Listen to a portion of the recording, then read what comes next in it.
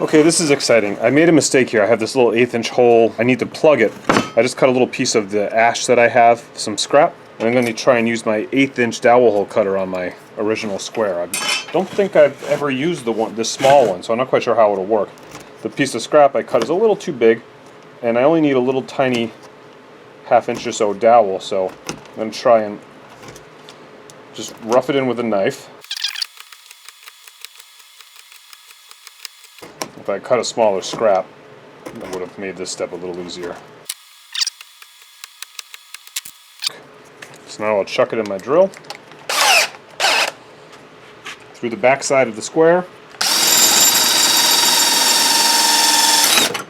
Oops.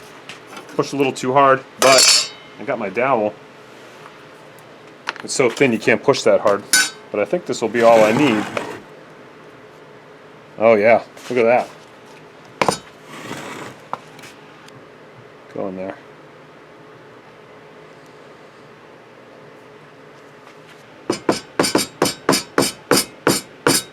Nice and tight. Let that sit for a few minutes and then we'll sand it and see what it looks like. Okay, it's been about 5 minutes.